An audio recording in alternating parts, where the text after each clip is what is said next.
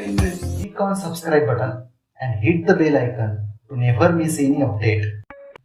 विद्यार्थी मित्रांनो, नमस्कार. मित्रांनो, तुम्हाला सांगितल्याप्रमाणे आपल्याला स्कोप, इम्पॉर्टन्स, जॉब आणि सिलेबस आपल्याला BSc ॲग्रिकल्चरचा आता सुरू करायचा आहे आणि आजपासून आपण आता ते सुरू करणार आहोत तुमच्या डिमांडप्रमाणे. तसं मी सकाळी तुम्हाला सिलेबस वगैरे टाकलं होतं, परंतु आता आपल्याला एक एक टॉपिक देखील घ्यायचा आहे. तर आपण त्यामध्ये आज ॲग्रॉनॉमी घेणार आहोत, परंतु बऱ्याच विद्यार्थ्यांचं असं म्हणणं होतं की एकदा मला स्कोप, इम्पॉर्टन्स आणि जॉब्सबद्दल देखील सांगा. आणि म्हणून मग मी थोडंसं ते देखील मॅटर त्याच्यामध्ये घेतलं. आपण ॲग्रॉनॉमी डिटेलमध्ये आज स्टडी करणार आहोत, परंतु त्याच्या अगोदर थोडंसं जॉब ऑपॉर्च्युनिटीज सांगून देतो तुम्हाला की ॲग्रिकल्चरमध्ये आपल्याला गव्हर्नमेंट सेक्टरमध्ये जे नोकऱ्या आहेत त्या कुठल्या आहेत बघा. ॲग्रिकल्चर डेव्हलपमेंट ऑफिसर असतं, त्यानंतर ॲग्रिकल्चर डेप्युटी डायरेक्टर आहे, कॉलेज प्रोफेसर वगैरे होता येतं, नेट सेट PhD वगैरे करता येतं तुम्हाला. सेट नसते यांच्यासाठी, पण नेट असते. त्यानंतर PhD वगैरे करू शकता तुम्ही. त्यानंतर तुम्हाला क्वालिटी ॲश्युरन्स ऑफिसर होता येतं. त्यानंतर रुरल डेव्हलपमेंट ऑफिसर तुम्हाला बनता येतं. ॲग्रिकल्चर ऑफिसर बनता येईल. बँकिंग फील्डमध्ये तुम्हाला खूप चांगल्या नोकऱ्या आहेत. ॲग्रिकल्चर रिसर्च सायंटिस्ट तुम्हाला बनता येईल, यामध्ये देखील चांगला स्कोप आहे, कंपन्यामध्ये चांगल्या नोकऱ्या आहेत. नॉन ॲग्रिकल्चर सेक्टरमध्ये तुम्ही जात असाल तर UPSC, MPSC, IPS, IFS, त्यानंतर बँकिंग आणि MBA. तर अशा प्रकारचे हे जॉब आहेत. मी थोडं फास्ट याकरता सांगतोय की आपल्याला जास्त ट्रेस जो द्यायचा आहे आज तो ॲग्रॉनॉमीवर द्यायचा आहे, म्हणजे आपल्याला सिलेबस सुरू करायचं आहे. काही विद्यार्थ्यांचं म्हणणं आहे की जेनेटिक इंजिनिअरिंग असेल किंवा बायोटेक्नॉलॉजी असेल किंवा ॲग्रिकल्चर इंजिनिअरिंग वगैरे असेल त्याचं देखील सांगा. तर सांगतो मी हळूहळू एक एक. आता कुठेतरी आपण सुरुवात केली आहे आणि उद्देश हा आहे की तुम्ही आता थोडे एंगेज झाले पाहिजे या अभ्यासक्रमामध्ये आणि जास्त चिंता करू नका, जास्त ट्रेस घेऊ नका. ते सगळं काही होत राहील आणि ते होत असतं चांगलंच सर्व. आणि म्हणून एखादी गोष्ट काही झाली म्हणून आपण लगेच त्यामुळं डिप्रेशनमध्ये जायचं किंवा खूप चिडचिड करायचं, त्रागा करायची, तर ते करू नका. तसं घरच्यांना देखील समजावून सांगा. माझ्या माध्यमातून मी देखील त्यांना सांगतो की पालक मंडळींनी थोडंसं विद्यार्थ्यांवर प्रेशर आणू नका. त्यांना खुल्या मनानं त्यांचं काम करू द्या. ते अतिशय चांगल्या पद्धतीनं पुढे त्यांच्या ॲडमिशन वगैरे सगळी प्रक्रिया पार पडेल आणि ते त्यांचं कॉलेजमध्ये चांगला परफॉर्मन्स देखील देतील. आणि त्यांनी आता अभ्यास देखील सुरू केला आहे, माझ्यासोबत ते आहेत आता. ॲग्रिकल्चर एक्सटेन्शन ऑफिसर आहे, त्यानंतर पोस्ट इन महाबीज आहे, कृषी सेवक, ग्रामसेवक, फूड इन्स्पेक्टर, तालुका ॲग्रिकल्चर ऑफिसर, कृषी मंडळ अधिकारी, फॉरेस्ट ऑफिसर. तर हे खूप सारे वेगवेगळे क्षेत्र आहे तुमच्यासाठी. आणि म्हणून तुम्हाला मीडियामध्ये देखील जाता येतं, तिथं लेखन वगैरे करता येतं ॲग्रिकल्चर सेक्टरमधलं. त्यानंतर इन्शुरन्स सेक्टरमध्ये तुम्हाला जाता येतं. त्यानंतर सीड, फर्टिलायझर, पेस्टिसाइड प्रोड्युसिंग कंपन्या आहेत, ॲग्रिकल्चर प्रोडक्शन कंपनी आहे, पोल्ट्री फार्म आहे, animal husbandry, fishery, dairy technology etcetera. तर इतके करिअरचे क्षेत्र या ॲग्रीमध्ये की तुम्ही त्याची काळजी करू नका. नोकरीची काळजी तर बिलकुल करू नका. तुम्हाला जर तुम्ही चांगलं काम करत असाल, तुम्हाला कोणी किती मेस गाईड करू द्या, परंतु तुम्ही जर चांगला अभ्यास करून चांगल्या पद्धतीनं कॉम्पिटेटिव्ह सेक्टरमध्ये उतरत असाल, तुम्हाला नोकऱ्याच नोकऱ्या आहेत या सेक्टरमध्ये. आणि तुम्हाला स्वतःचा बिझनेस देखील टाकता येतो, स्वतःचं खूप सारं काही चांगलं काम करता येतं.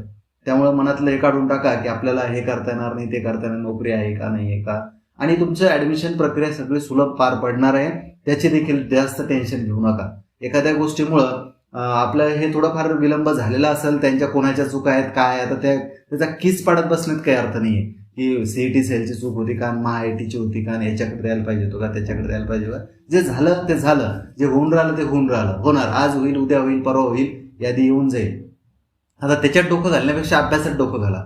कारण तुमच्याकडे आता मी तुम्हाला मटेरियल देतो, नोट्स प्रोव्हाइड करतो, तुम्हाला MPSC UPSC सारख्या परीक्षेची देखील तयारी तुमच्याकडून मी करून घेतो. ठीक आहे. अभ्यासक्रम तर आपण करणारच आहोत, अभ्यासक्रमाबद्दल काही अडचणच नाही. मी सगळं तुमचं जास्तीत जास्त घेण्याचा प्रयत्न करणार आहे. अभ्यासक्रमाची स्लाइड सुरू करतो आता.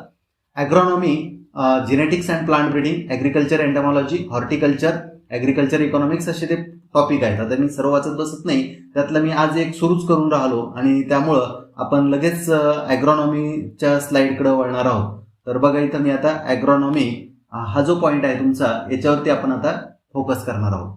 ठीक आहे. आता बघा, ॲग्रॉनॉमीमध्ये आपल्याला सुरुवातीला सिलेबस काय आहे, ॲग्रॉनॉमीमध्ये टीचिंग शेड्यूल काय असतो आणि सजेस्टेड रिडिंग काय आहे हे सुद्धा मी सांगणार आहे तुम्हाला. पुस्तकं कोणती रेफर करायची काय, त्यानंतर नोट्स देखील तुम्हाला प्रोव्हाइड करणार आहे. ऑनलाईनच्या स्वरूपात कराल आणि तुम्हाला ऑफलाईन देखील तुम्हाला काही मटेरियल माझ्याकडून पाठवता आलं तर मी तुम्हाला नक्की ते पाठवणार आहे. आता यामध्ये बघा, जे तुमचं कोर्स आहे ॲग्रो, आता याला म्हटलेलं आहे 1-1-1 म्हणजे 111. आणि याचं क्रेडिट 1+1 आणि सेमेस्टर आहे आपलं फर्स्ट. त्यानंतर याच्यामध्ये याचं टायटल आहे, course title fundamentals of agronomy first. पहा, हे लक्षात ठेवा, फंडामेंटल्स ऑफ आपलं पहिलं लेक्चर या मुद्द्यावरती आहे. आणि त्यातला एक पॉईंट फक्त आपण आज घेतलेला आहे सिलेबस मधला. बघा कोणता? Agronomy, its scope, relationship with other science. हा पॉईंट आपल्याला आज कव्हर करायचा आहे याच्यामध्ये. ठीक आहे. आता खूप सारे बाकीचे पॉईंट आहे, मी ते वाचत नाही. हिलेज आहे, सीड सोईंग वगैरे आहे, crop density, geometry, crop nutrition, manures, fertilizer, nutrient. खूप चांगले सोपे इझी टॉपिक आहेत. काही विद्यार्थ्यांचं म्हणणं पडलं की आम्हाला इंग्लिशमधून शिकवा म्हणजे आमचं इम्प्रुव्हमेंट होईल, नॉलेज वगैरे वाढेल. परंतु बऱ्याच विद्यार्थ्यांचं असं म्हणणं आहे, मॅक्झिमम विद्यार्थी ग्रामीण भागातले, खेड्यातले आहेत आणि त्यांना लँग्वेजचा प्रॉब्लेम आहे. त्यांना टोटल इंग्लिश टू इंग्लिश चालणारच नाही आणि म्हणून आपण मिक्सिंग करणार आहोत. मराठी पण आणि इंग्रजी पण दोन्ही भाषेचा अवलंब करणार आहोत आणि आपली जी मेथड आहे त्या मेथडनं आपण चालणार आहोत. त्यानंतर टॉपिक टीचिंग शेड्यूलमध्ये बघा, agronomy, its definition, scope, role of agronomist and relationship of agronomy with other sciences. 4 मार्काचं वेटेज आहे, म्हणजे पर्सेंटेज वेटेज जे आहे ते 4% मार्किंग जे आहे त्या 100 मार्कामधलं 4% हे वेटेज हे या पॉइंटला आहे. तर हे लक्षात ठेवा. आणि पुन्हा एकदा वाचतो मी की ॲग्रॉनॉमी, इट्स डेफिनेशन, म्हणजे आपण सुरुवातीला ॲग्रॉनॉमी समजून घेणार आहोत. त्यानंतर त्याचा स्कोप काय आहे, रोल काय आहे ॲग्रॉनॉमिस्टचा एखाद्या, आणि relationship of agronomy with other sciences असा पॉईंट आपला अभ्यासासाठी असणार आहे. लक्षात घ्या, खूप सोपं आहे. मी सगळं समजून देणार आहे तुम्हाला. बाकीचे पॉईंट मी आता वाचत नाही.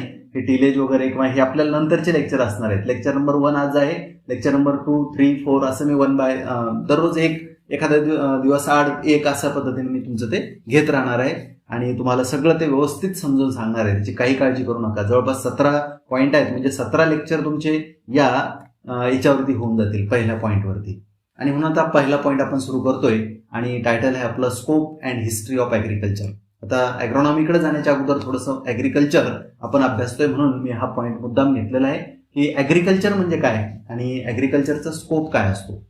तर आपल्याला माहिती आहे की आपली ओरिजिन कशी झाली आहे, origin and history of agriculture. शेतीचा उगम कसा झाला, शेती आपण कसे करायला लागलो, म्हणजे अगदी आपण निअँडरथॅल, होमोसेपियन किंवा क्रोमॅग्नॉन वगैरे यांची जर हिस्ट्री बघितली, म्हणजे आपलं प्री हिस्टॉरिक पिरियड किंवा ज्याला आपण म्हणू की प्राचीन काळ जो होता, आणि ज्यावेळेस मानव हा प्राण्यामधून मानवात रूपांतरित झाला त्यावेळेस हा झोपड्या वगैरे करून राहत होता आणि शेजारी पाजारी जो एरिया होता त्या ठिकाणी तो खोदायचा आणि त्या ठिकाणी काही बिया वगैरे टाकायचा, गहू, ज्वारी, जे काही त्यावेळेस ते गवत म्हणायचं त्याला तो, आणि त्या गवताच्या ज्या बिया होत्या त्या टाकून त्या ठिकाणी तो शेती वगैरे करायला त्यांनी सुरुवात केली. तर अशा पद्धतीने ही शेतीचा उगम आपल्याला सांगता येईल. त्यानंतर आता भारताच्या बाबतीत जर आपण विचार केला तर 67%, so 77% of Indian population live in village. तर जवळपास 67% लोक भारतातले हे खेड्यात राहतात. आणि खेडं म्हटलं की मग शेती आली. तुम्हाला माहिती की प्रत्येक खेड्याच्या अवतीभोवती शेतीच असते आणि शेती म्हटलं की शेतकरी आले, शेतीत काम करणारे लोक आले. आणि म्हणून अल्टिमेटली आपण जर पाहिलं तर 70% पॉप्युलेशन जे आहे Indian, it depends on the agriculture. तर त्यांचं पूर्ण उपजीविका ती शेतीवर आधारित आहे, शेतीशी निगडीत आहे. मग ते व्यापारी देखील आले त्याच्यामध्ये. त्यानंतर आपली जी इकॉनॉमी आहे, national economy, agriculture is backbone of Indian economy. आपल्या भारतीय अर्थव्यवस्थेचा कणा आहे शेती, आणि या शेतीला खूप महत्व आहे आपल्यामध्ये. आपल्या देशामध्ये शेतीला इम्पॉर्टन्स दिलं जायला पाहिजे. शेतकऱ्यांच्या प्रश्नांकडं पाहायला गेलं पाहिजे, शेतकऱ्यांना मदत केली गेली पाहिजे. टोटल एम्प्लॉयमेंट जे असतं, शेतीवर आधारित जे रोजगार असतो, म्हणजे शेतीत काम करणारे, नांगरणी, वखरणी, निंदणी वगैरे याला म्हणतो आपण टोटल एम्प्लॉयमेंट. म्हणजे त्यांना काम मिळतं शेतीमध्ये. वेगवेगळे कामं असतात. पहा तुम्ही, शेतामध्ये खूप सारे कामं चालत असतात. आणि अलाइड ॲग्रिकल्चर वर्कर्स देखील असतात. आपण त्याला हेरिडेटरी व्हिलेज सर्वंट, 12 बलुतेदार, म्हणजे खेड्यामध्ये आपण जर बघितलं तर 12 बलुतेदार होते. आता ते कोणते आहेत आपल्याला चांगल्या प्रकारे माहिती आहे की शेतीला पूरक अशा जे अवजार तयार करायचे असतात, लोहार, सुतार, कोळी, तांबोळी वगैरे जे काय असतील ते 12 बलुतेदार प्रत्येक गावामध्ये असतात. मी तुम्हाला एखाद्या वेळेस एखाद्या व्हिडिओमध्ये ते 12 बलुतेदार कोणते आहेत ते सांगून देईल. आणि हे सगळे शेतीला पूरक असे कामं करत असतात. इंडस्ट्रीयल इनपुट जे असतं ॲग्रिकल्चरमधून ते खूप मोठ्या प्रमाणात आहे. म्हणजे इंडस्ट्रीसाठी शुगर केन म्हणतो आपण, ऊस आहे, कॉटन आहे, कापूस, ऑइल सीड आहेत. आणि ह्या सगळे प्रोव्हाइड शेतीमधून काय रॉ मटेरियल आहे. This raw material is provided to industry for manufacturing material like sugar, clothes, oil etcetera. So food supply, another one is food supply. शेतीमधून आपल्याला सगळ्यात इम्पॉर्टंट काय मिळत असतं तर अन्न, तांदूळ, गहू, ज्वारी, बाजरी, मका वगैरे हे सगळे आपले फूड किंवा व्हेजिटेबल्स, फ्रुट्स हे सगळं आपल्याला शेती क्षेत्रातून मिळत असतं.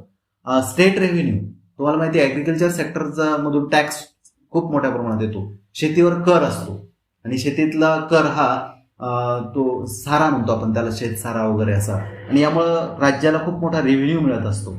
ट्रेड, तुम्हाला माहिती आहे की सगळा व्यापार जो आहे म्हणजे शेतकरी शेताचा माल जो असतो तो व्यापाऱ्यांना विकत असतो आणि व्यापार त्याच्यावरती चालत असतो.